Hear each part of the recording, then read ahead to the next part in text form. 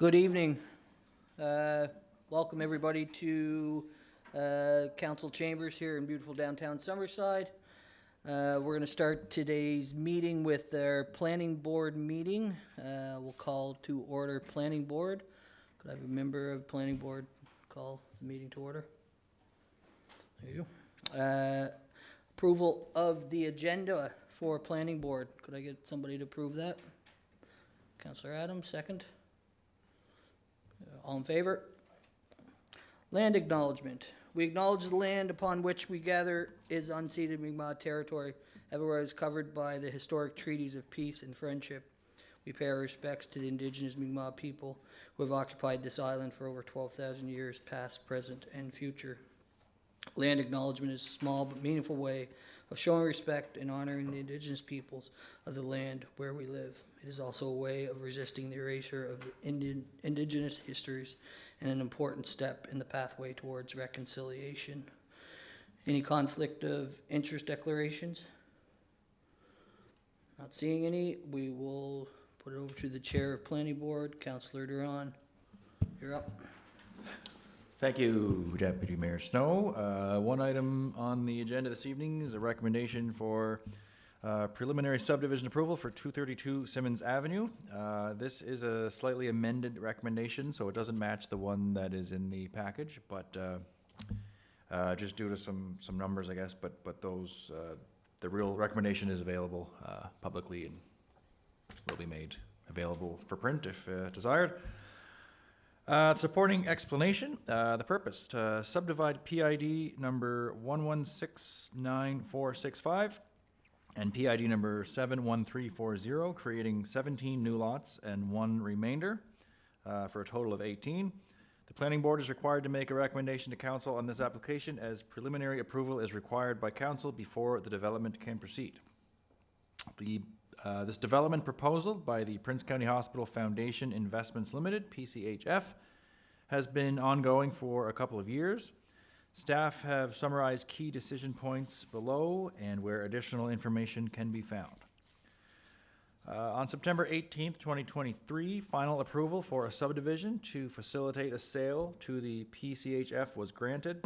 This approval included a development agreement deferring the construction of the extension to Simmons Avenue. Detailed information can be found in the Planning Board report in the September 5th, 2023 meeting package. On September 2nd, 2025, Council approved the application to rezone these 2 parcels to the new Comprehensive Development Area, Health and Learning District. An official plan amendment was also approved. The Planning Board report with the analysis of the rezoning can be found in the August 5th, 2025 meeting package. The application before Planning Board today was received from PCHF on March 16th, 2026. The application is for a 2-phased development, the first of which is under consideration. Phase 1 proposes to subdivide PID number 1169465 and PID number 71340 into 17 new lots plus 1 remainder. The subdivision is being proposed to facilitate the development of the new Health Learning Center. At this time, there will be 3 commercial/institutional lots, District 1, and 14 residential lots, District 2, proposed in Phase 1. Schedule B has the full zone, including permitted and conditional uses. Also below, there is the proposed phasing concept plan. The proposed subdivision and public streets are indicated on the preliminary subdivision plan prepared by Locus Surveys Limited, drawing number 23023P02, dated April 2nd, 2026, attached as Schedule A to this report, and below is an excerpt. The report, as required under Section 3.6 of the Subdivision and Site Development Bylaw, Council, Planning Board, and the Development Officer shall consider the following general criteria when reviewing development applications under this bylaw as applicable. A, conformity with this bylaw. The proposed subdivision layout conforms to the Subdivision and Site Development Bylaw. Staff have not requested a public information session, as a public meeting was recently held for the rezoning. B, conformity with the official plan. The proposed subdivision conforms with the growth management, development control, and institutional policies within the official plan. See the comments under the following criteria for further detail. C, conformity with the zoning bylaw. The proposed subdivision conforms with the zoning bylaw. Schedule B contains the CDA Health and Learning District. D, the orderly and following nature of the development. The proposed subdivision is considered orderly and following. The official plan has identified areas where it is important to obtain a road right-of-way for transportation connectivity purposes. This proposed subdivision connects with existing roads, one of which is an official plan identified intersection. In the image below, specific connection marked with an arrow.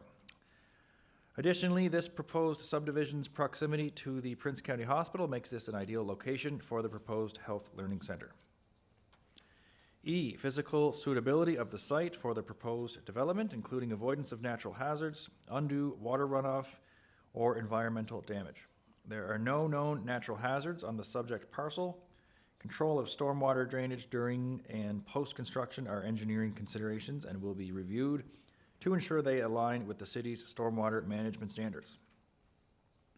F, compatibility of the proposed development with the present and future surrounding patterns of streets, lots, and services, including conformity with any city concept plans.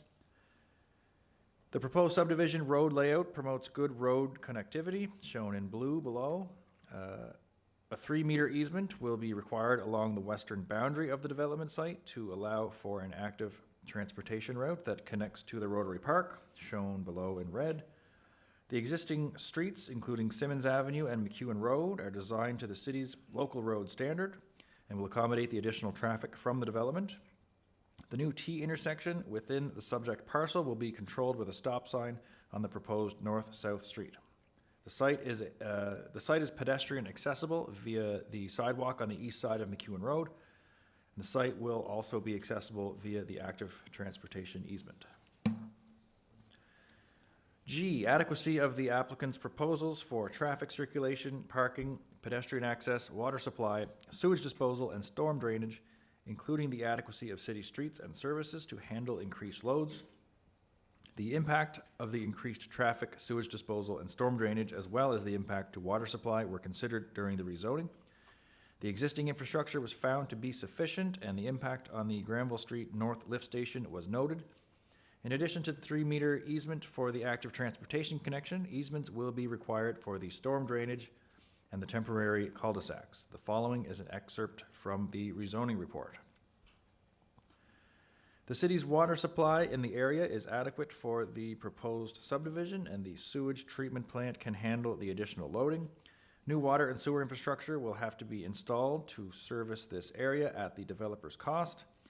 There was an increase in load of approximately 60 cubic meters of sewage a day. This represents approximately a 4.5% increase in sewage to the Granville Street North Lift Station, which translates to a $68,050 cost to the utility. All infrastructure is to be designed and installed to meet city standards. The development will have to extend the existing Simmons Avenue storm system to the new development to accommodate a storm system for the new development, as the Simmons Avenue system was designed to allow overland flow from the crest of the hill at the end of Simmons Avenue street profile. This new development will have to provide a stub street near the north end of the new development, approximately 200 meters from Simmons Avenue, to meet the maximum cul-de-sac length of 220 meters. The noted $68,050 cost to the utility will be borne by the developer. H, suitability of parkland provisions. Parkland dedication is required for a major residential subdivision based on buildable area. At council's discretion, the parkland dedication may be satisfied by conveying land or providing monetary value. The proposed subdivision is under a CDA zone with 2 districts. District 1 is a mix of commercial and institutional uses and includes opportunity for residential uses. District 2 is exclusively residential and ranges from medium to high density, where the subdivision and site development bylaw do not give clear direction to apply parkland dedication requirements to non-residential development, and where District 1 is primarily commercial and institutional, staff are recommending parkland dedication requirements only apply to District 2. The buildable area of Phase 1, less District 1, is approximately 6.97 acres. The total will be confirmed prior to final subdivision approval. Due to the subdivision's proximity to the Rotary Park, 250 meters from the subject parcel, and Bluebell Park, 850 meters from the subject property, and where the Parks and Greenspace plan does not consider a northwards expansion of the Rotary Park, staff are recommending cash in lieu of land be taken. Where the medium to high density dwelling types don't have a maximum number of dwelling units, i.e. up to 4 dwelling units per apartment building, as is seen in the R3 medium density zone, the high density residential rate of $3,500 per acre has been applied. The estimated parkland cash in lieu for phase 1 will be $24,395. I, impacts on city finances and budgets. The preliminary subdivision approval does not have an impact on city finances and budgets. J, proof of conformity with any applicable provincial legislation and regulations. The developer shall conform with all provincial requirements as applicable. K, other matters as considered relevant, and there are none. Staff review. Staff supports the Prince County Hospital Foundation Investment Inc.'s application for preliminary subdivision approval to subdivide PID number 1169465 and PID number 71340, creating 17 new lots and 1 remainder lot for 18 total, intended for a health learning center and middle to high density residential development, subject to the following. 1, the developer shall satisfy all municipal servicing requirements, including A, providing easements for the storm drainage, temporary cul-de-sacs, and for an active transportation connection to Rotary Park. 2, the developer enters into a subdivision construction agreement. 3, the developer shall satisfy the parkland dedication requirements. 3A, where District 1 within the CDA zone is exempt from parkland dedication requirements. And 4, the developer must enter a development agreement with the City of Summerside to defer any subdivision responsibilities. As per Section 8.5 of the Subdivision and Site Development Bylaw, the Planning Board shall make a recommendation to Council on this application before it is approved or denied. The Planning Board recommendation, whether carried or defeated, will be brought forward for Council for a final decision. And the Planning Board recommendation. Planning Board recommends Council grant preliminary subdivision approval to the Prince County Hospital Foundation Investment Inc. application to subdivide PID number 1169465 and PID number 71340, creating 17 new lots and 1 remainder lot for 18 total, intended for a health learning center and middle to high density residential development, subject to the following. And apologies for the repetitiveness, but 1, the developer shall satisfy all municipal servicing requirements, including A, providing easements for the storm drainage, temporary cul-de-sacs, and for an active transportation connection to Rotary Park. 2, the developer enters into a subdivision construction agreement. 3, the developer shall satisfy the parkland dedication requirements. 3A, where District 1 within the CDA zone is exempt from parkland dedication requirements. And 4, the developer must enter a development agreement with the City of Summerside to defer any subdivision responsibilities. Moved by myself, and I would ask for a member of Planning Board to second. Councillor Adams. That was a lot to take in, but if there's any questions or comments. Councillor Brown, can I just clarify one item?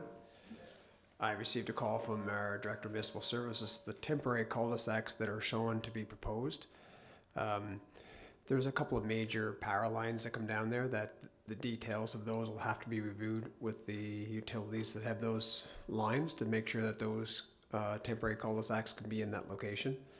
I advise them this is still just a preliminary subdivision, and the details of all the, I'll say the in-depth engineering will be provided with the engineering drawings. So that is the plan for those streets to go across there and to be a temporary turnaround. If they can't be there, they'll have to be on the remaining land or the existing land. So that was just a point he wanted me to bring forward, that we, if there is issues, we'll find out what they are when they deal directly with the utility.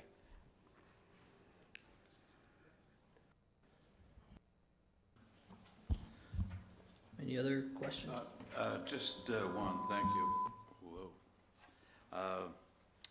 So the street going in there, Aaron, the Simmons, yes. That's going to be owned by the city and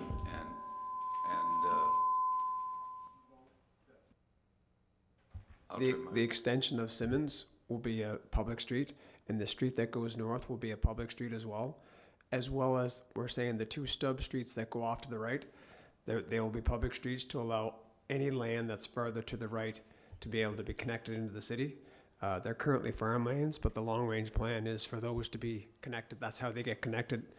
They may eventually have connections out to Route 2 as well, but that's the internal street network over to those remaining farmlands. Yeah, I guess my thought was if Simmons, if that was to go, it's basically going up to the edge of that property. So Simmons would be continuing straight on, right? Right now, there's a well, if I can borrow the cursor here. Yeah, As Simmons sits today, it's paved up to the end, and there is a temporary turnaround there now that you go into I'll say the farmer's field, they have an easement for. and that's a city-owned street. Correct. Right. The next piece will be a city-owned street as well, and if they have an agreement with the abutting landowner, they can get the same thing, the turnaround in the farmer's field. Okay. But those don't have to be any more stringent standard than. Oh, they're the same as every new subdivision going in, a local street standard. Okay, thank you.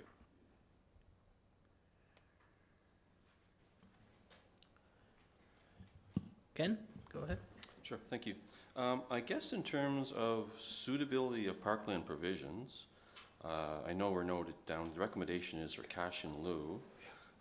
I guess when you look at, first looking at Rotary, it's more of a trail system than a play park.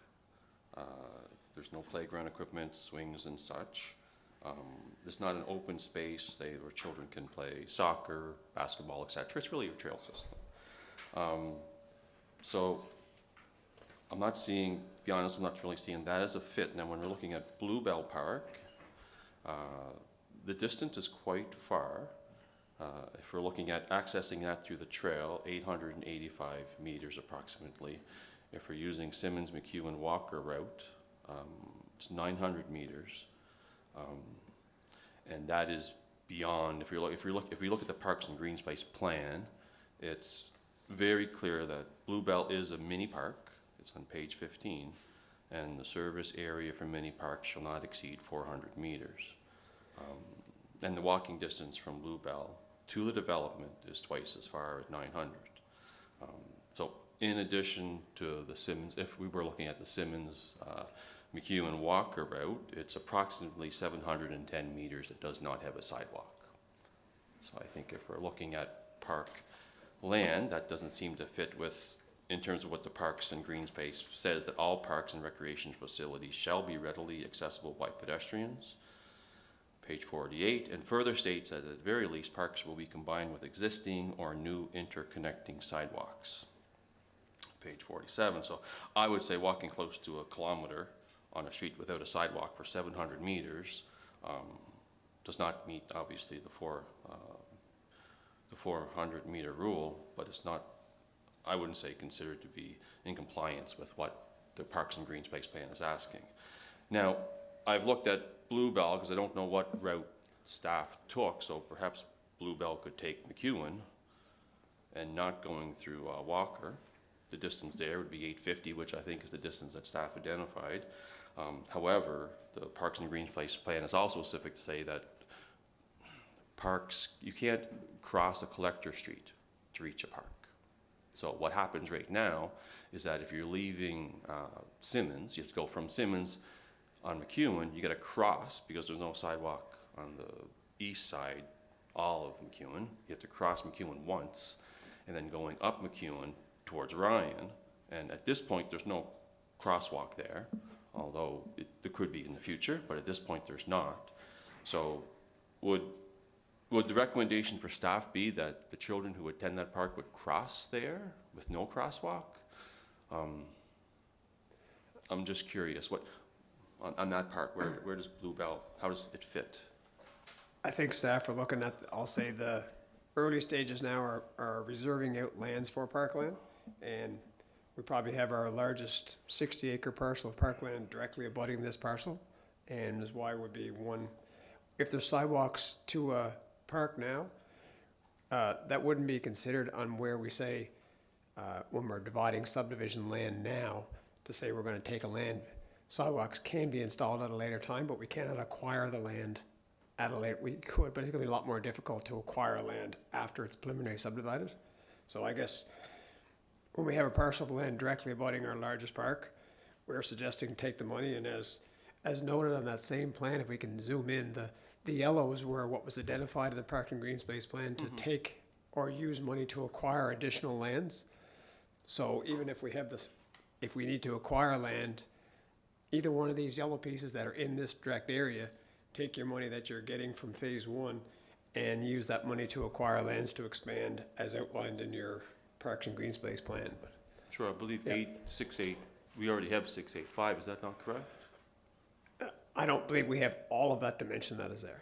We have my understanding, I'm not sure of the status of it, I think our CEO was dealing with the staff or an agency and the landowner, but I haven't been aware that we currently own it, and I don't think we have the full limits as to what might have been desired to have there. Okay.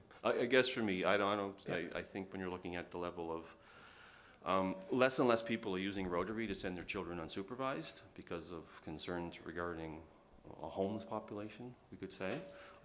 So when I look at a playground space, when I look at a park, it's a place that should be safe for children to go play unsupervised. It should be. Rotary doesn't fit that criteria, in my opinion. It doesn't. And if we are looking at basically saying that it's suitable to walk almost a kilometer to a park that does not either have a sidewalk or does not have a crosswalk, because if we're looking at going on, are we looking at the McEwen? Where did staff get the 850 from? Is that the Walker route or McEwen? Yeah, it would have been the McEwen Road, like down Okay. Simmons and then on to Walker. Okay, so there is no crosswalk there to reach that park, so We're dealing with assigned parkland. If the only thing is, if parkland is acquired, is putting in a crosswalk that's determined, that can be done after the fact. As far as, we're not gonna limit our distances now as to where we have sidewalk and where we have, whereas those infrastructure can be added. Sure. I'm just going for our Parks and Greens Place plan, like it's a 400 meter, so right now, Bluebell does not fit that criteria. That's what you're stating, but that's what staff are saying. It still fits you're saying that type of park is not suitable for this type of development in your mind, but we're saying it directly abuts parkland, so it's definitely, we wouldn't say it's 400 meters, it directly abuts. Oh, sure, and yeah, no, I'm not talking about Rotary, I'm talking about Bluebell. So Bluebell is the park that you've identified, that's the 850. So I'm just saying that, in terms of looking at the Greens Place plan, and it's not me, it's what's in the Green Place plan, it's plan, right? So that doesn't fit the criteria, so then it must be Rotary, and so I just don't agree that Rotary would be the park, not the parkland that we would be saying, I'm okay with my children, or going there unsupervised and playing, because it's not essentially a play space. It's really a recreation network of trails. I guess defining it as parkland is not saying that it's gonna be a playground. Oh, sure. Yeah, I guess I'm just not supportive of that. And I think also having seen, there's a 60-unit apartment building right on Simmons, and I've witnessed children playing soccer, baseball between the apartment complex and McEwen Road, because that's the green space they have, right? So I think as a city, there is some responsibility there to say, well, can we create that green space? And we're looking at this entire proposed development, which is 16 acres, I believe, plus or minus. So within that area, so if we're looking at the peak of that, what we're measuring right now is from I guess the south side, right at the bottom of the proposed development. And as we move higher up, the distances just increase. But I guess I'm not finding that myself a fit. Sure. I'm not finding Rotary a fit, doesn't satisfy, in my mind, the true intent of the Parks and Greens Place plan and parkland dedication. And I guess there's a couple other points. I noticed in the parking, the concept drawing, it shows, and you may not be able to answer this, maybe you can, I don't know, but 50 parking spots for New Horizons facility, and 90 additional spaces on the other side. Do we know what the spaces are for, all that parking? And again, we'd be dealing with an individual site plan approval. Here, we're dealing with the actual subdivision of land. We're not into the actual individual. We just overlaid the actual site that they had proposed. We're here now creating a 17 lot preliminary subdivision plan, not dealing with the individual development of a lot number 2, 3, or 7. Like, I don't have the details to say that Oh, sure. what that is for, but they just overlaid that with what their proposal that they're looking at. Again, they'll have to come in to get a separate site plan approval for that development. They just wanted to overlay it on their plan to say, that's what we have proposed for that lot. The other lots are determined as residential at this moment. Okay, no, thank you. I guess for me, probably one of my major concerns, aside from the parkland dedication, is there is no mention of Frank Mellish at all, Frank Mellish Street. So when the report states that the existing streets, I'm just reading, including Simmons Avenue and McColeman Road, are designed to the city's local road standard and will accommodate the additional traffic from the development. Oh, sorry, I'll let you. It's okay. We're just trying to get a graph there at the same Sure, time. sure. Go ahead. Yep. In my mind, I don't think not mentioning Frank Mellish, because if we're mentioning that Simmons and McColeman Road, but approximately I would say half the traffic will probably come from the McColeman North, half the traffic will probably come from Frank Mellish, estimating in terms of reaching this destination. So what we're looking at here is Frank Mellish is a street that I know there's been some safety concerns identified. Frank Mellish does not have a sidewalk. So when we're looking at pedestrian access being clear, there is no pedestrian access from that area to get to the establishment. And council has in the past, I know I've written a letter and brought it back to council in October 2024 at the committee of the whole, highlighting the challenges on Frank Mellish, the concerns for safety, advocating for if an active transportation pathway. That came back to council in May 2025. So council, with the mayor and council, sent a letter to the province as well, and we've not received any correspondence on that issue. So I guess when we're looking at the transportation areas and it being pedestrian friendly with the new development, I'm extremely concerned that with the new traffic, that Frank Mellish Avenue street will only become more populated, which will increase the risk and harm. So I guess I would have liked Frank Mellish to have been in the report, have been talked to about that, and providing some idea in terms of what is the plan for Frank Mellish, even though it is a provincial, I know it's a provincial, but trying to understand what that plan is. I'd be much more comfortable supporting this if I could say, okay, like there is going to be work done in Frank Mellish, because increasing the traffic, and when I do see 140 parking spaces, which I know that's just what I see in the plan that's been submitted to council. I see 140 parking spaces in phase 1, so it makes me wonder how many vehicles, how many will be in phase 2 in the entire project, and if we are looking at making it safer, and because pedestrian access is the key, that we're a criteria that we use, being able to assess where the issue is with Frank Mellish. Is there any plan the province has to make it safer?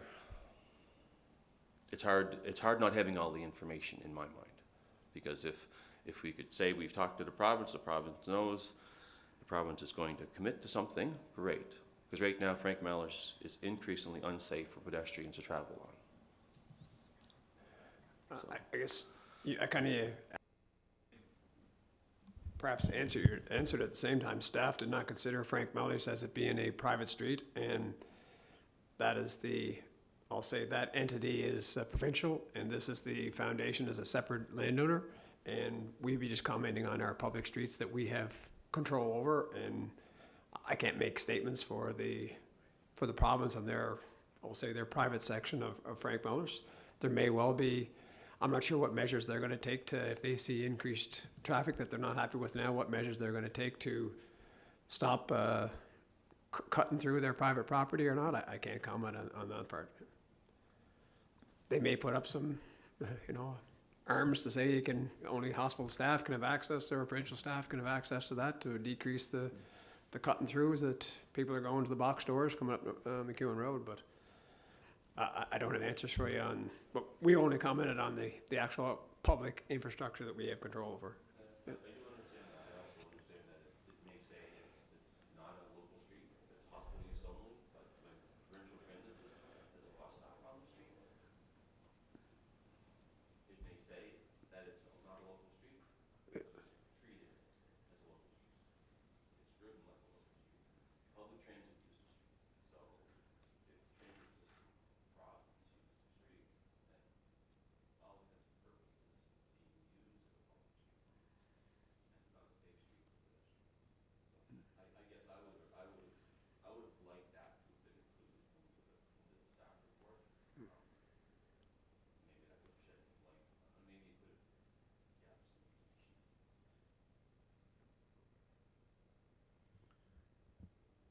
Thank you, Councillor Trenholm. Any other questions, comments? Yeah. Go ahead. Councillor Mine's gonna Cameron. be very quick. It's not a question. As Councillor Trenholm was talking, it kind of raised something for me back to parkland provisions, where it says parkland dedication is required for a major residential subdivision based on buildable area. At council's discretion, the parkland dedication may be satisfied by conveying land or providing monetary value. So as we go ahead with that, I just want to flag for the rest of council that if you do refer to the Parks and Green Space Plan on page 31, under G9, it does say use a cash in lieu option if insufficient land cannot be assembled. So I don't want to see us go ahead and commit to cash in lieu to allow other people to develop things that can basically phase out a park or green space in the area. I just think we all need to be aware that we are only to take that cash in lieu if there is insufficient land available for us. That has nothing to do with what's going on right here today, but when it gets back to us to discuss that, and this comes up again, I think we need to be aware that it is only if insufficient land is available. So that's not to say that we should always just take cash in lieu because someone wants to build something bigger. We also have the opportunity to tell people, no, you can't go that big.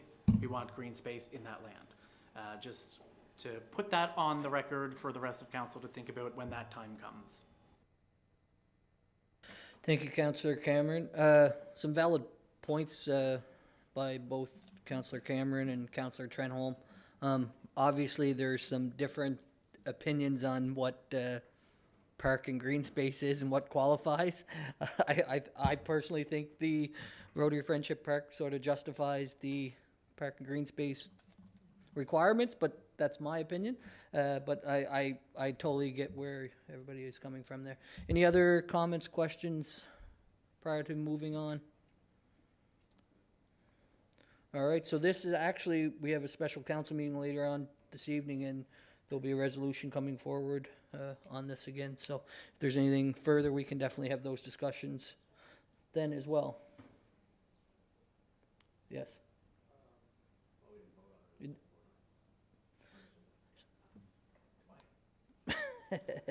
So right now, the recommendation was moved by Councillor Ron, second by Councillor Adams. You can call the question, Councillor. Yeah, so I'll, pardon me, all members of Planning Board, and we're all here except for Mayor Dan, in favor of the recommendation, say aye. Aye. And against? Just want to make sure. You said aye. Okay, yeah. All right, 3 in favor? 3 in favor, yes. All right, Of so the recommendation. as I mentioned, this will move ahead to the special council meeting later on this evening's agenda. With that said, we will adjourn Planning Board and move into Committee of the Whole. So we'll call the Committee of the Whole meeting to order. If I could get somebody to approve the agenda as presented. Moved by Councillor MacDougall, seconder. Councillor Morrison, all those in favor? Conflict of interest. Anybody have a conflict of interest? Not seeing or hearing any. we're gonna move on to committee reports. So, under committee reports and recommendations, we have several reports coming, tonight. First off is an update from the Finance Committee, Councillor MacDougall. Thank you, Deputy Mayor Snow. The 2026-27 budget was approved by Council on March 27th, and there's a couple of items to note. The nonprofit organizations that have been awarded funding under our community support program will receive 90% of their funding, with checks being issued in our next check run, which is on April 15th. And an intake of applications for our Vulnerable Populations Grant Program is now open and will soon be advertised on our website and social media. Up to $2,500 can be awarded per initiative. Applications must be submitted via email to kristen@summerside.ca, and they need to include the name of the not-for-profit and the not-for-profit business number of the organization, and a description of the intended use of the funds in 400 words or less, outlining how the proposed funds will be used, and that will benefit the Summerside's vulnerable populations. And that's all I have, Your Worship. Thank you, Councillor MacDougall. Next up, we have Bylaw and Governance Committee and a recommendation coming forward. Councillor McColeman. Worship. I do have a report, and thank you to Lindsay Connolly, the policy analyst, Director Kendra Gunn, the Human Resources and Legal Director, and Sandra Zarby, Executive Assistant, for bringing this copy up a little larger. Anyway, so the Bylaw and Governance Committee did meet, and this is a report to all of Council that on March the 17th, proposed changes to the city's election bylaw were presented to Council. A few of the changes are housekeeping edits, such as using gender-neutral language, fixing grammatical errors, and incorporating prior approved amendments into the body of the bylaw. Most of the changes being proposed are required to comply with recent amendments made to the Municipal Government Act election regulations, which were passed in December of 2025. The Bylaw and Governance Committee reviewed both the proposed changes as well as the existing content of the bylaw. Council members on the committee, which is Deputy Mayor Snow, Councillor Nick Cameron, and myself, as well as Mayor Dan Kuchar.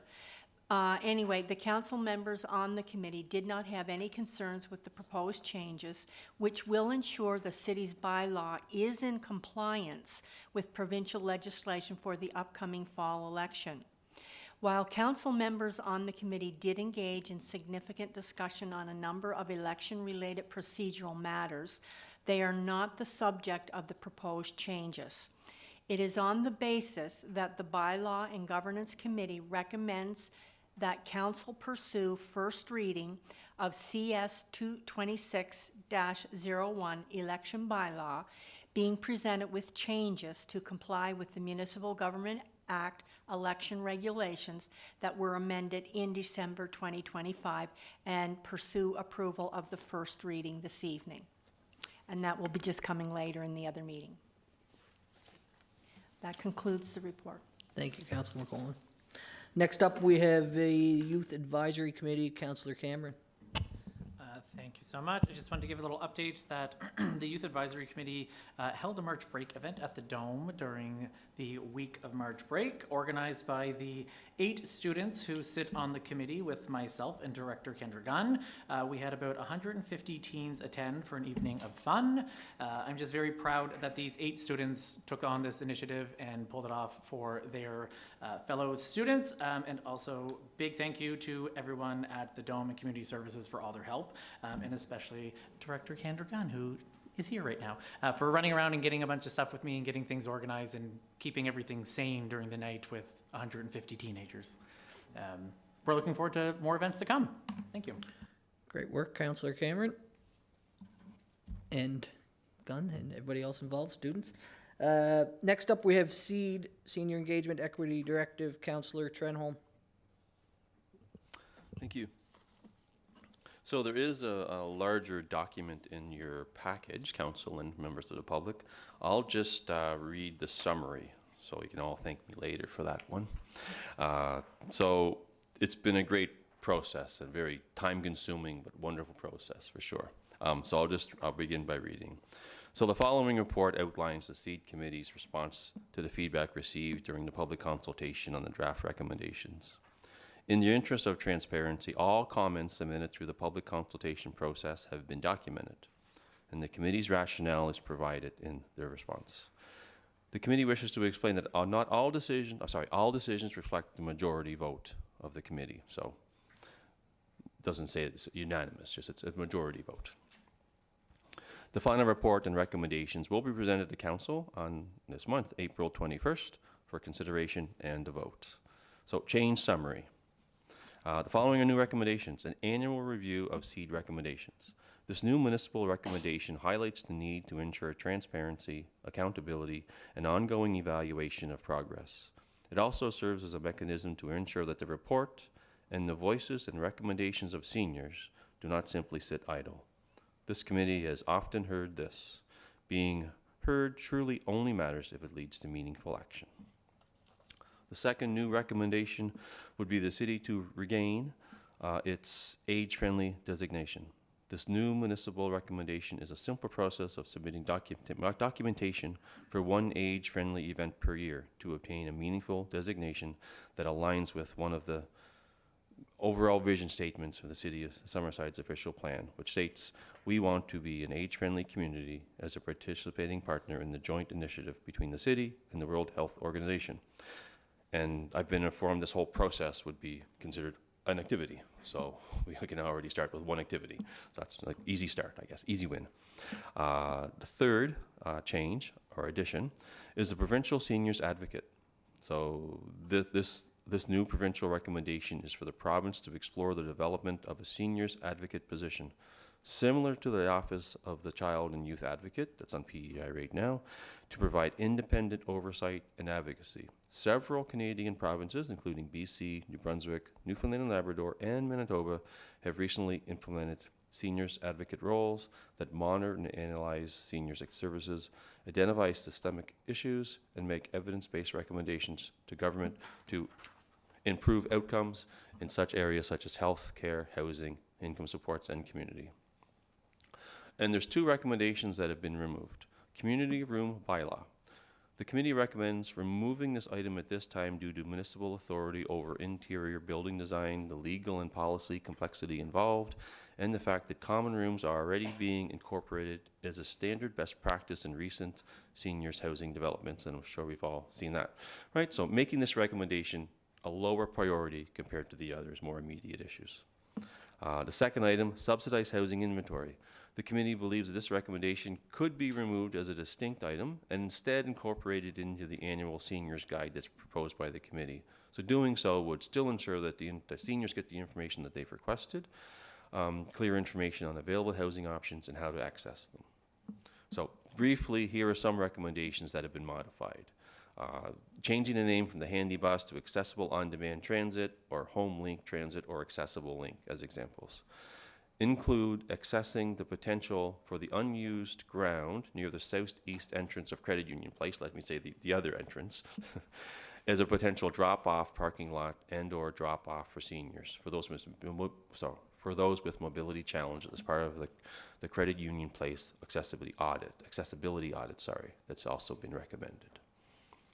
Change the wording of the walk-in clinic and respite care grant incentives recommendations to read, in collaboration with the province, explore targeted incentives to encourage the creation of walk-in health clinic and senior respite care. Add gluten-free and lactose-free options to section EER 13 of the SEED supplement as seniors activities and program suggestions. Change the hours of computer training at the library from 3 to 4 in section RR 13 of the SEED supplement, which of course may change by the time this gets published, but anyway, it was a recommendation. Change active living programming to active living and culture programming. Number 7, additional transit service gaps yet continue to be identified. So city bus coordinated with provincial transit to provide holistic transit system and add a stop at the eye clinic. on Minna Jane Drive in Charlottetown. Number 8, add an option to incorporate the Community Service Bursary program so students can earn a credit of $10 an hour of time spent volunteering for the home and yard maintenance program. Number 9, a phased pilot program outline for the home and yard maintenance program will be included in section IT02 of the seed supplement. It is included in this report, just so you can look at under section 1.2. Move Frank Mellish Street from paved active transportation pathway recommendation to the provincial advocacy section as the land is provincial. Number 11, move out of city medical transportation to provincial advocacy section. 12, add healthcare recommendations for the province to explore triage-based care models in emergency and urgent care settings where patients are accessed and directed to either physicians or nurse practitioners based on need, and allowing minor conditions to be treated efficiently, while physicians focus on more complex cases. So 13, based on community feedback, the committee has revised the overall municipal recommendations. You can see the table below. There's been some movement in terms of numbering, and then a 2 removed. I don't necessarily think I need to read those, as the table is right there. I will just, yeah, I guess the whole process even of identifying these priorities, like the amount of time it takes for the committee to do this, it's phenomenal. I'll just say I appreciate that. So now I'll just close up here. So we will close this summary with one of the many quotes we heard repeatedly during the public consultation period that clearly reflects the top priority identified by seniors, transportation, and highlights the very real challenges faced by those without family or support. This is a direct quote here. I am an 80-year-old senior, single senior. Sometime in the near future, I have a cataract surgery. I am on the list. I understand that this will take place in Charlottetown, and I will have to have a driver for the day of the operation and then the day of the checkup. Is there a service I can call to drive me, as I have no family? I am not looking for a freebie, but a taxi is way too expensive, as I checked. The Wheels for the Wise service mentioned in the draft recommendations is also expensive. $395 plus tax for the first hour of service. Additional time is billed in 15-minute increments, billed at $33.50 per 15 minutes, so that's $134 an hour. So this comment speaks clearly to the financial burden of accessing essential medical care for seniors who must travel outside the city for appointments. It highlights a significant gap faced by older adults who are living alone without family support, particularly when procedures such as cataract surgery require both transportation and accompaniment. While the individual is willing to pay for the service, the cost of available options, whether taxis or specialized services like Meals for the Wives, can be prohibitively expensive, effectively creating a barrier to care. This reinforces the committee's rationale that out-of-city transportation is not simply a matter of mobility, it's one of affordability and equitable access to health services.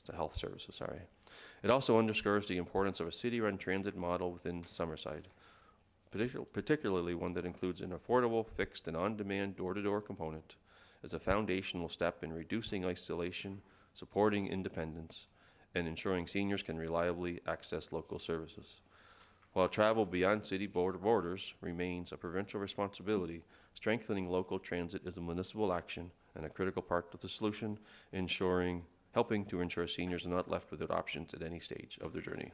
So, like I said, the rest of the report is and it's very detailed, so it's verbatim. If this is what somebody said and reported, it's there. And if there's the recommendations that the committee made, whether to support that, are there or not to support that, the rationale is there. So in total, we received over 300 suggestions. And so the fact that we were able to break it down really small and tight is an amazing part for the committee. So I thank everybody on the committee for the effort. But it's taken a lot of time and a lot of work. And so by April 21st, the final report will be in front of council, and you've heard a lot about it so far. But if anybody has any feedback on tonight, we welcome that, or you can send me a note. But But yeah, we'll be working at getting every little piece done by, I think it's Monday, it's Friday at noon. That's when it has to be done, so it can be in the package. So if nobody has anything, I appreciate you for listening, and it's been a great process along the way. Thank you, Councillor Trenholm, and everybody that has been involved in the seed committee. Next up, we're going to have staff reports and recommendations. Lindsay Connolly and Ashley Skierman, two staff, are just in the side room there and are making their way out. Just give them a second to join, get set up, and they can take over.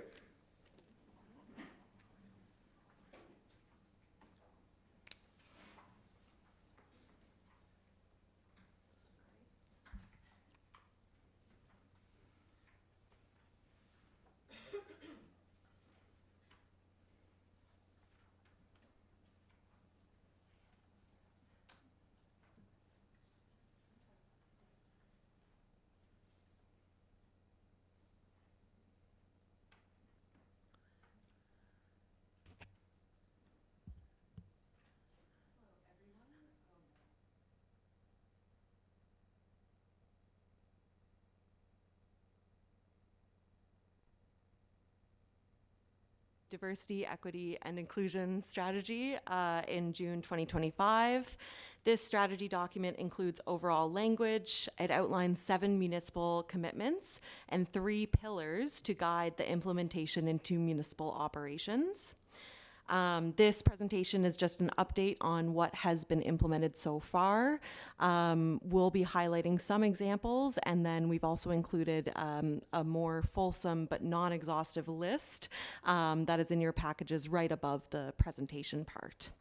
So just as a quick review on the overall strategy, our commitment statement is that we as a city pledge to foster an inclusive, equitable, and diverse environment where every individual, regardless of their background, identity, or status, feels valued, respected, and empowered to thrive.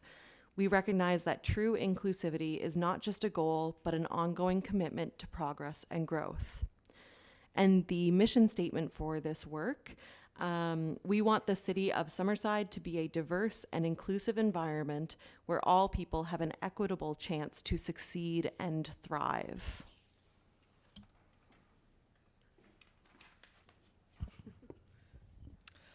So again, to go over some of the material you may already be familiar with, but the 3 strategic pillars as part of this work.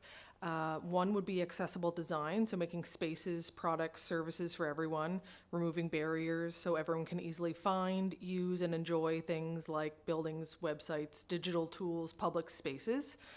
Next would be building inclusive culture, so a place where everyone feels welcome, respected, and able to take part no matter their background, identity, or abilities. And third would be establishing safety where everyone feels welcome to take part equally and without fear. Again, creating safety means everyone feels secure and comfortable without worrying about discrimination, harm, or being left out.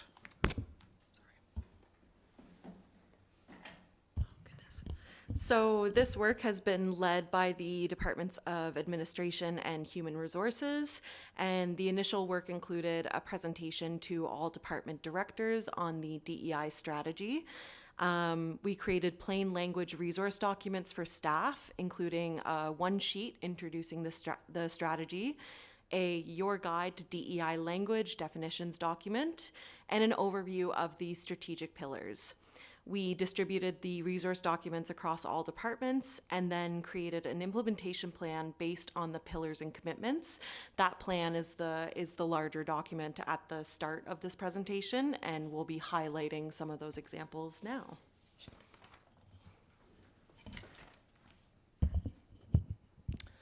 So some of the examples of work that has been done for accessible design and equitable access to service include things like in our finance department, the lowered counters allow physically accessible public location or space to accommodate those using wheelchairs or needing to sit down. Our fire services engage with the public through education, which increases accessibility and awareness and information.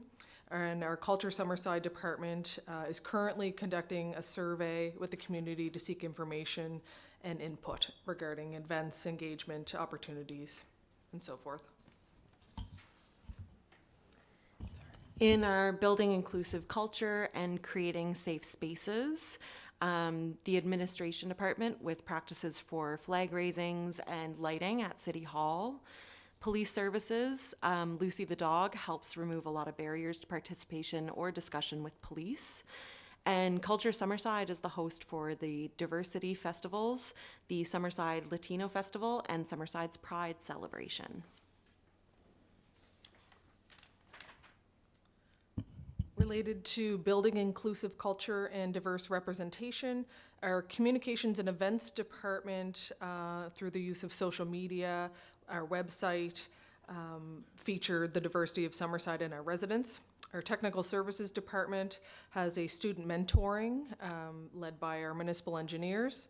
The Human Resources and Legal Services Department have equal opportunity hiring practices, which are outlined in our job postings. And Culture Summerside Department has Community Museum Curator Program. And for inclusive urban planning as part of accessible design, our municipal services have worked hard to increase wheelchair accessible municipal buildings, including parking and curb cuts. Technical services and their priority on building active transportation routes across our city. Culture Summerside's public art program and policy. And communications and events and community services, the work that they're doing to modernize the VIV field to make sports more accessible for all participants.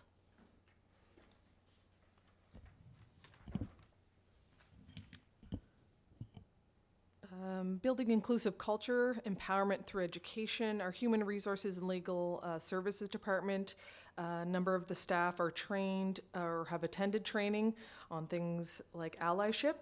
Municipal Services Department, identify work sections and share that information on social media videos. And then our administration department sharing this DEI strategy and our educational resources online, along with the physical sheets for staff and public. And with our collaboration with communities, also part of the Building Inclusive Culture. Police services, they have a program with Read with Police at the library, a lot of community involvement and volunteerism. Economic development works with newcomers and provides support, advice, and resources. And mayor and council often does community consultations and community member appointments to committees. And accountability and transparency with establishing safety. Our IT services department or information technology live stream these council meetings. Technical services post all building permit and development permit decisions online. And then all of our departments through the DEI strategy and implementation plan and the annual reports that will come with it. And before we get into questions, I just wanted to reiterate that these are just some examples, and even the larger sheet that we have with a whole bunch of examples, it's a non-exhaustive list. It's just to provide an update on where we are about a year after we've adopted this strategy. So if there's any questions. Councillor Cameron. I don't have a question, more just a thank you. As the chair of this committee, there was a lot of work that went into it and a lot of opinions that came, and we felt like this was such a great document, and it's very nice to see a year later it come to life and all the things that we are doing as a organization to make sure that we're honoring what council has passed. So I thank all of you for the work that you've done. Councillor McColeman. I just, on your presentation, you had mentioned, this is going to be online, this information, or can people pick up hard copies of it if they had questions? Yeah, so the strategy document that was adopted in June is available online on summerside.ca underneath the plans and strategies section. And then the resource sheets that we've created are also available there. This presentation and the update of activities will be available online through this meeting package. Thank you. Thank you. Any other members of council with any questions? All right, well, thank you, Ashley and Lindsay, for the update and for all the hard work. Thank you. Next up, we are going to go into committee of the whole discussion, item A, street intersection review. Councillor Doiron. Okay, thank you once again, Deputy Mayor. So I guess what council has, I was going to say what the council has in front of them, if they have the meeting package in front of them, is a consolidated summary of intersection concerns that have been raised by ourselves, councillors, and city representatives over time, based on what we see and based on what residents may see day to day, and what residents tell us regularly, quite regularly. This is not an engineering report, and it is not a recommendation for specific designs or solutions, but it is an effort to step back and look for patterns. I asked, but I guess I was tasked with asking a simple question: which locations keep coming up and how often? So the list was built by combining individual priority submissions and ranking intersection based on how many people independently identified the same location. And by how many people, I mean us. As councillors, we were tasked with compiling different intersection lists. So where there were ties, we looked at how highly those locations tended to appear on individual lists, how highly they appeared on each list. But the primary driver in coming up with this list was basically just consensus, not technically scoring. So 3 locations stood out because they were identified by 3 different contributors, and those locations were Central and Walker, Duke and Pope and South. These intersections consistently come up in conversations around difficult left turns, congestion during peak times, speeding, and crosswalks that feel uncomfortable for pedestrians. And in the case of Pope and South, proximity to schools and blocked crosswalks come up frequently in feedback. The second group of intersections was identified by 2 contributors, and there's 4 locations there. There's the Granville and Shoppers, Granville at Shoppers and Sobeys, we all know that one. Canadian Tire and North Granville access to the County Fair Mall. Greenwood and Notre Dame, and Maple and Central. These locations tend to share common themes: high pedestrian activity, limited sightlines, informal or confusing vehicle movements, and situations where people crossing on foot feel exposed or rushed. The Granville corridor in particular stands out for heavy foot traffic and complex turning patterns.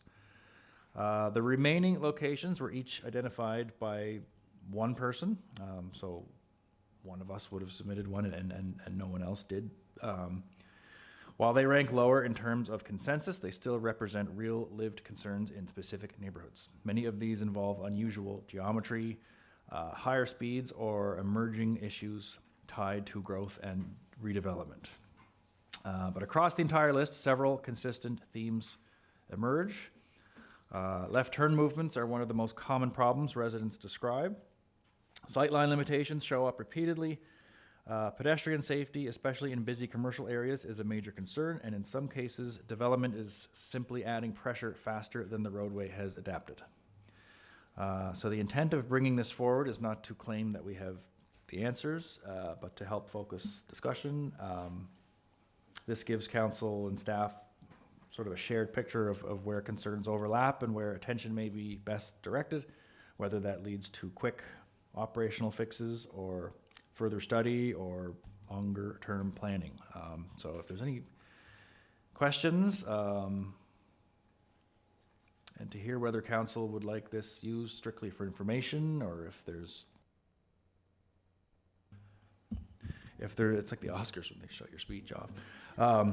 Or if there's interest in asking staff to look more closely at the top tier locations. And I think I did include like the whole list, even those individual ones in the submission too, but those are sort of the tier 1 and tier 2 locations there, so. Thank you, Councillor Doiron. Any questions, comments from council? Go ahead, Councillor MacDougall. Yeah, the only one I had, and I thought Aaron was still here, so that's okay. But I know that there's a few of these, like we did a review for the South and Pope, and we've asked them to do it again, so I'm not sure where that is. Also, they had done a review of the north, southeast. Yeah. And actually, intersection, yeah, if you want, actually, I do have the sort of the priority 3 ones too. I could just go down the list if that helps. Yeah, so that's fine. I just thought of, if Aaron was here, I was just gonna ask him where that is, so thanks. Yeah, so to Councillor Doiron's point, there's a list here that outlines everything quite clearly, and in the Page 60. direction part of the committee whole discussion, it lays out pretty clearly maybe next steps in regards to how we can move this forward with some easy wins, quicker fixes, let's say, and bring back some timelines for other repairs, fixes to intersections that we've identified. Councillor Cameron? Yeah, Councillor Doiron just asked the question of if we want this to go further to staff. My answer would be yes. And also to just maybe direct staff to think about it not always through the lens of engineering, but through the lens of, like you've said multiple times, the lived experience that people go through every single day. And just because a formula for a sightline tells you that it is good doesn't mean that it always is good for the person who is using that every single day. So maybe a little bit more out of the box thinking when it comes to that, because I have no doubt in my mind that if you looked at all of these things from an engineering perspective, they all make sense and they're all how they should be, but obviously they're not working for the people who live in our community, some of us included. So I think that looking at it and trying to take a bit more of a, I guess out of the box, I'll continue to say that, approach would be better. Thank you, Councillor Cameron. Councillor Morrison? I should have added to the list, but I was... Too late. No. Yeah, I know. But I just want to make the comment. You asked for comment, so I was holding off because of the east-west housing corridor that was recently opened. It's always been brought to my attention consistently, everything from, on Water Street East, from Heckford Street right to Reed's Corner, and any intersection where you're trying to turn left onto Water Street East. And I held off only because I wanted to give it some time to see what it's going to do to the traffic out there, whether it's going to help and alleviate some of it. And so I never said a word about it, although I've talked about it a dozen times since I've been here, over 3.5 years.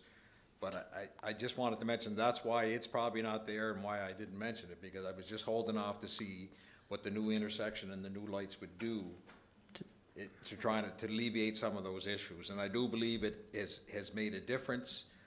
I've heard less, and I've actually heard a few people make the comment that it's easier to get out onto Water Street. So anyway, we'd leave it for another little while and see what happens. And if there's any issues, I'm sure you'll hear from me.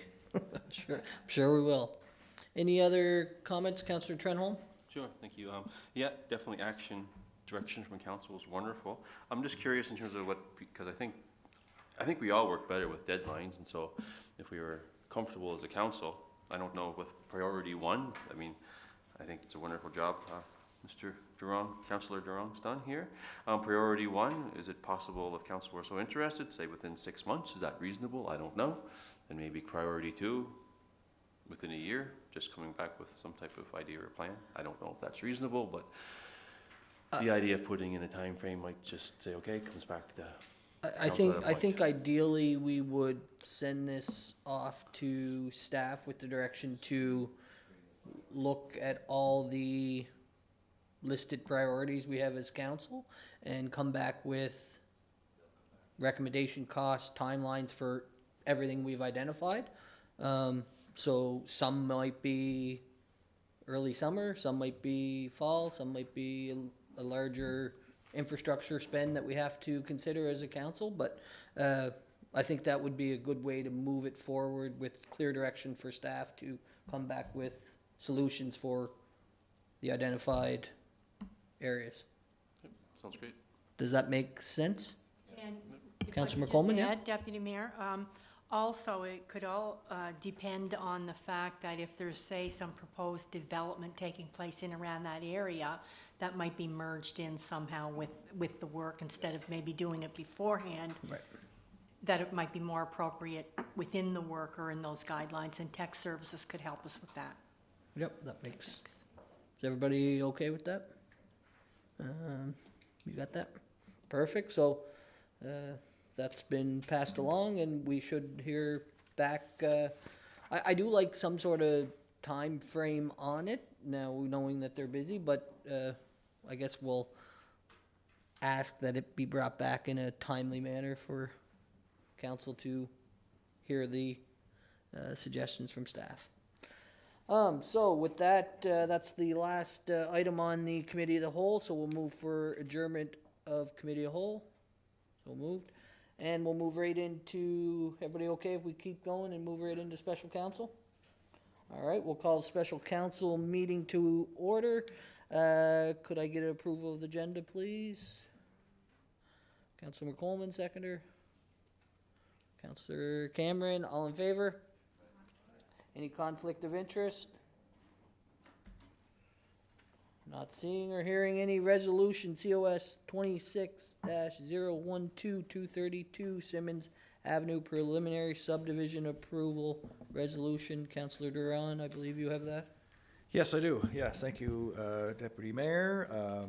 The continuation, I guess, from earlier this evening, the same recommendation, but now in resolution form for all of council to decide. Resolution COS 26-012. Whereas an application for a major subdivision was received from Prince County Hospital Foundation Investments, Inc., PCHF, to subdivide parcels PID number 1169465 and PID number 71340 into 17 lots plus the remainder for Phase 1, intended for the development of the new Health Learning Center shown on the preliminary survey plan by Locus Surveys Limited dated April 2nd, 2026. And whereas in accordance with Section 3.6 of the Subdivision and Site Development Bylaw, Council shall consider the following general criteria as applicable: conformity with all requirements of this bylaw, conformity with the official plan, conformity with the zoning bylaw, the orderly and following nature of the development, physical suitability of the site for the proposed development, including avoidance of natural hazards, undue water runoff, or environmental damage, compatibility of the proposed development with the present and future surrounding patterns of streets, lots, and services, including conformity with any city concept plans, adequacy of the applicant's proposal for traffic circulation, parking, pedestrian access, water supply, sewage disposal, and storm drainage, including the adequacy of city streets and services to handle increased loads, suitability of parkland provisions, impacts on city finances and budgets, proof of conformity with any applicable provincial legislation and regulations, and other matters as considered relevant. Be it resolved that council grant preliminary subdivision approval in accordance with Section 8.5 of the Subdivision and Site Development Bylaw to Prince County Hospital Foundation Investments, Inc., PCHF, to subdivide PID number 1169465 and PID number 71340 into 17 lots plus the remainder for Phase 1, intended for the development of the new Health Learning Center shown on the preliminary survey plan by Locus Surveys Limited, dated April 2nd, 2026, subject to the following conditions. 1, the developer shall satisfy all municipal servicing requirements, including A, providing easements for the storm drainage temporary cul-de-sacs, and for an active transportation connection to Rotary Park. 2, the developer enters into a subdivision construction agreement. 3, the developer shall satisfy the parkland dedication requirements. A, where District 1 within the CDA zone is exempt from parkland dedication requirements. And 4, the developer must enter a development agreement with the City of Summerside to defer any subdivision responsibilities. This bears the recommendation of the Planning Board meeting held on April 7th, 2026. Moved by myself, and I would ask for a member of council to second the resolution. Councillor Morrison. Councillor Morrison. All right, council, you all heard the resolution and the recommendation from planning board. Before we call the vote, any comments, questions regarding the proposed resolution? Not hearing or seeing any. All those in favor? Oh, sorry, Councillor Trenholm. Oh, sure, I was just curious if a council wish, is this where you'd request that they have a park land as opposed to cash in lieu, or is that a different time? Well, it would have, since it's part of the, we would have to make an amendment, which would have to be approved by the majority of council, that the amendment, so if you're proposing an amendment to the resolution, then that's how we would proceed.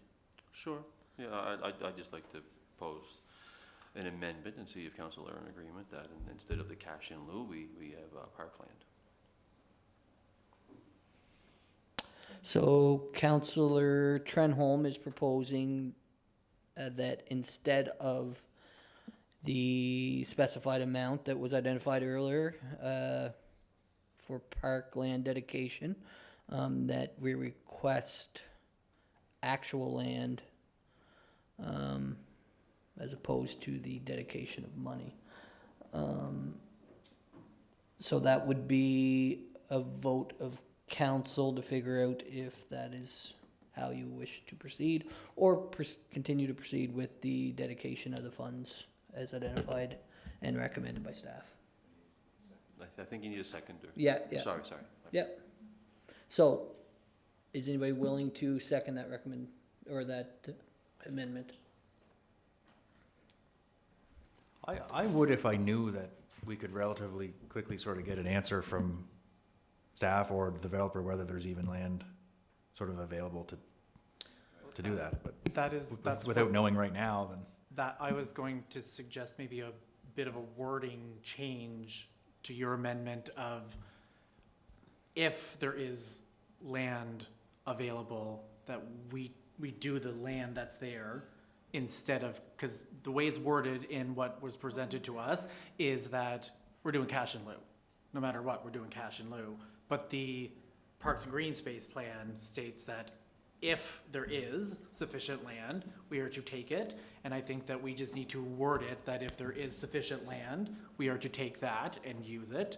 And if there is not, then we'll do cash in lieu, because why would we pass up putting it into another green space that we could use?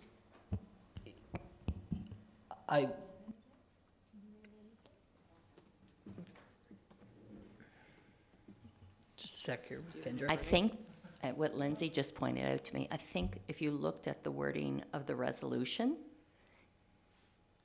do you have the resolution in front of you? Yes.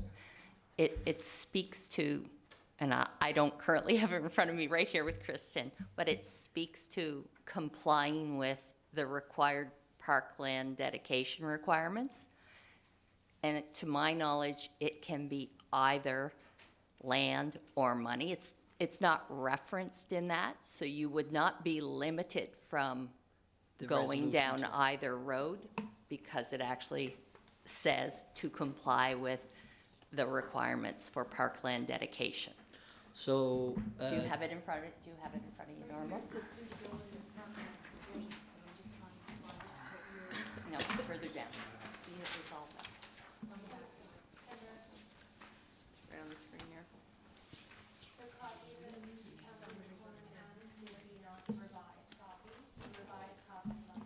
Okay, so Yep. then Lindsay has it. Go ahead, Lindsay. I think go up a a little bit. Suitability of parkland provisions. So it does say suitability of parkland provisions.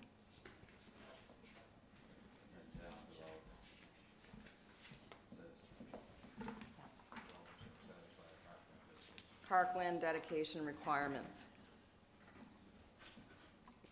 That the developer shall satisfy the parkland dedication requirements. So it doesn't say it has to be land or money. Where? It's just, and it says where District 1 within the CDA zone is exempt from parkland dedication requirements. So it's actually saying the developer shall satisfy the parkland dedication requirements, which can be either land or money. It doesn't specify which one here in the language. It doesn't But specify. in our report, they are telling us that they would like us to do cash in lieu, but in our policy for parks and green space, it states sufficient land will be used, insufficient land will not be used, and in lieu will be fine. And I'm not gonna get stuck in a technicality with this one. If there is land, it is to be used. That's what it says in our policy that we, as a council, must abide by.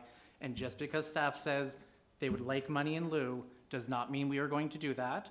I am going to stand firm on that I think if there is land there, it is to be used, because according to the report, there's no talk about using land that's there. There's only talk about money in lieu. So I want to be very clear of why I brought that up, because I don't want to be caught in certain wording where someone can say, well, we told you in the meeting that we wanted cash in lieu, even if there is land there. So I will be on the record saying, I, for one, would like to make the amendment that if land is available, it is to be designated as parkland, and if it is not, I am perfectly okay with money in lieu.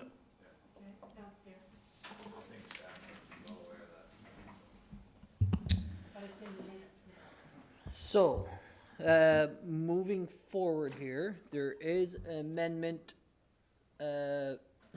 amendment and then an amendment of the amendment. So, we need, so we need to know what the amendment we are proposing. And then second, we need a seconder, and then we can vote on it. So, Councillor Cameron, if you want to share your amendment that you wish to proceed with.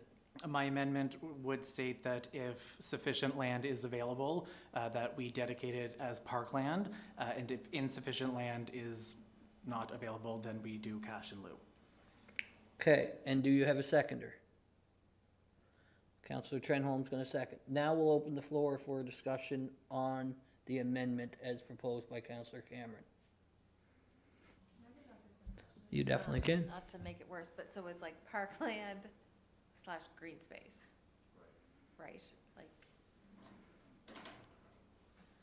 I'll share my opinion, and then we can. I just don't want to get stuck in the park, like.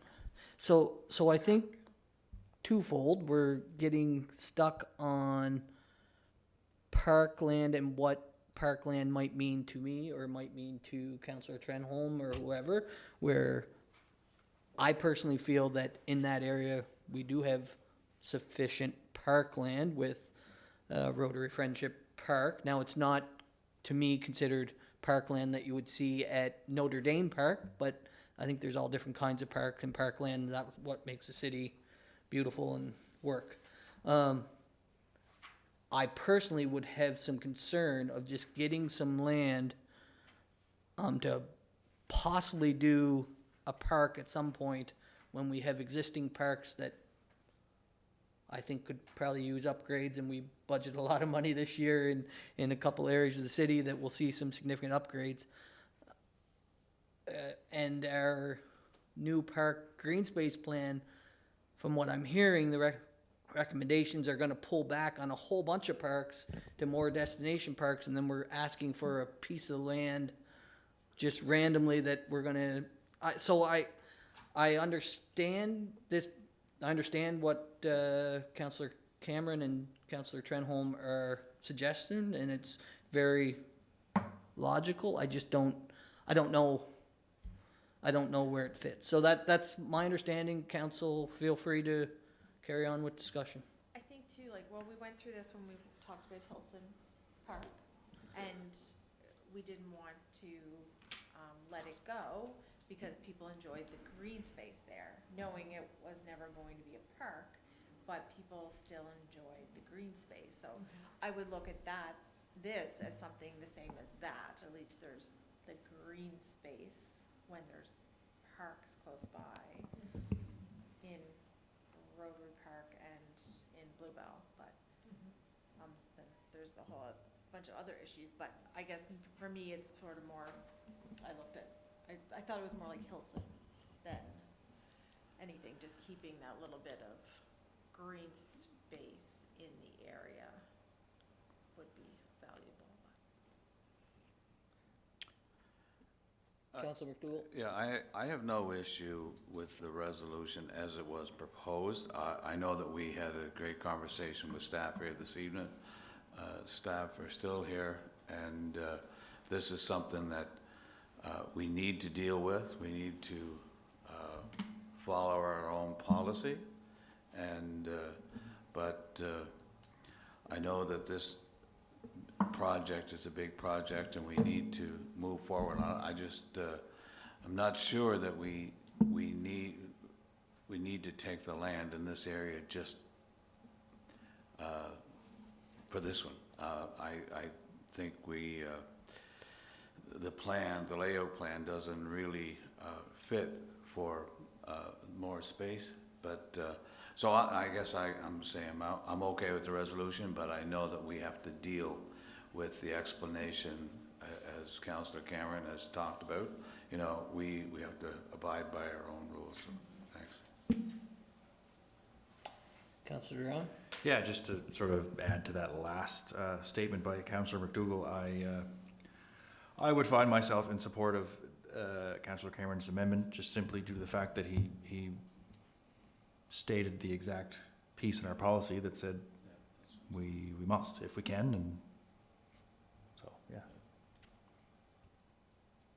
I just have two quick things. One, it is a parks and green space plan, so it doesn't necessarily need to be a park play area.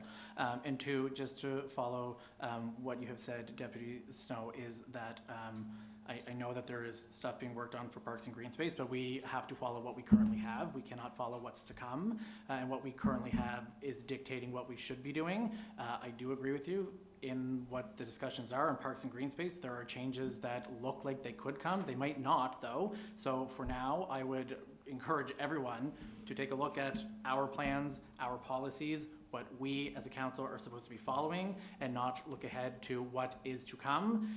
It would be great if we could, but what is to come isn't always going to come to light. So we might make a decision on something we think is coming and does not come. So in this instance, I would advise everyone to follow the current Parks and Green Space Plan from 2012. Just so for clarity though, in there, when a park or green space is located within, is it 400 meters? That's when the It's cash different. It's no. Let me go to page 31. Yeah, go to it, just so everybody's aware. So council's policies are to, and I'm gonna skip to the one that, Yep. it's G9, use a cash in lieu option if insufficient land cannot be assembled. So is that for, is that for every development that comes forward? Yes, and So- I would say. So to play we- devil's advocate, we have a preliminary subdivision that goes on the back side of this one. Okay? And we're gonna take another piece of land for park dedication. So we're gonna have a little piece of land here, a little piece of land here, and throughout the city, we're gonna have all these little chunks of land that we now own as a city to maintain based on a policy from 2012 that might not be, when I'm thinking of it just sitting here, I'm thinking that, yeah, it's a policy and we have some other avenues that we can and have previously moved away in the direction of getting dedication funds that go back into existing parks and green spaces to improve our parks and green spaces we have, that as a council, we all come to staff at budget time saying, my park is not good enough, I need more money, and then we don't have the money to do it. So we're gonna get more park and green space land that we have to maintain and try to develop a park. Is that? We need clarification. I really think this is really fuzzy. I think the recommendation that came forward and the staff recommendation was reasonable, personally. I won't have a vote tonight, but I do want to make it very clear that I think we might find ourselves in a bind if we continue to follow this policy to the letter of the law in regards to it. So that's my thoughts. Councillor McColeman, you're next. Go ahead. Okay, I think everybody, the points that are being made are important. My only thought on it is one of the reasons why we're going through in governance to revisit the policies is because some of the language needs to be either looked at in a way to clarify, because one can kind of cancel out another from past years. So I think that's why, having a policy analyst and through HR, it's important. But I also think that if we change something and it's very clearly written in the existing policy we have, I believe, and I'm not legal in any way in that sense, but we're opening ourselves up that other things can come along and we're being asked to do something that it kind of veers away from what our policy is saying. And I think that's where we really need the clear language. And I'm glad that it's there written and it says so. Thank you, Councillor. Thank you. Councillor Morrison. Yeah, I might as well jump in and just to kind of agree with what the chair was saying. If I thought for 1 minute there was a shortage of green space in Summerside, I'd be 100% on this, agreeing with Councillor Cameron. But I would much rather, instead of having the little green spots all over Summerside that we have to clean the garbage and cut the grass and spend the money to maintain, I'd much rather have something else sitting on it and collecting thousands of dollars in taxes. And that's the way I see it, so. Thank you, Councillor Morrison. Just before we go back, Councillor Cameron, any other comments? Councillor Cameron, go ahead. I just very quickly that since my time on council in 3 years, we've had a very large increase in population in Summerside.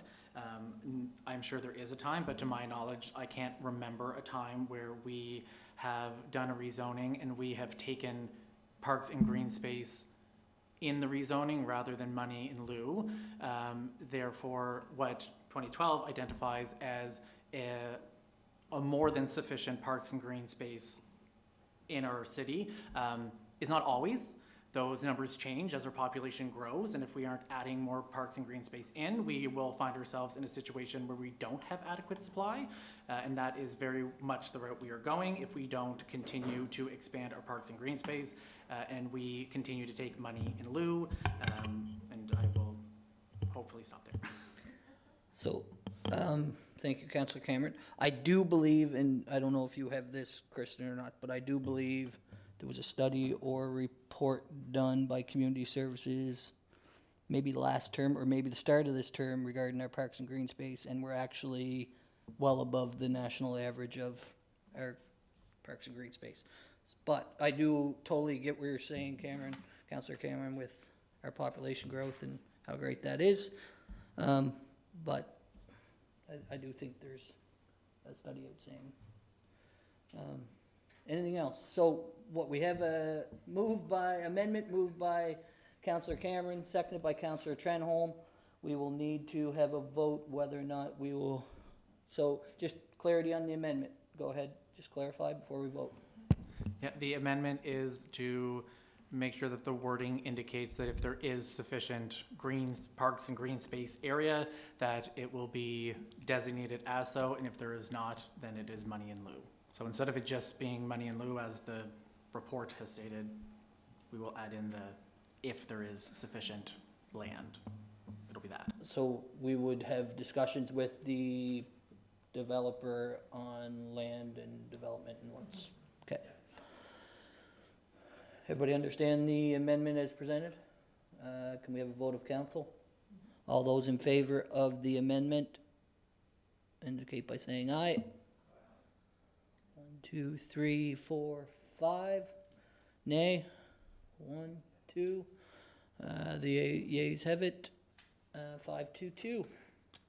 So now we'll go back to the resolution with the amendment included. Any questions, comments, anything on the resolution now with the amendment included? I'd have one quick question. Of course you do. Go. Of course I do. I never do. Just maybe a question for staff.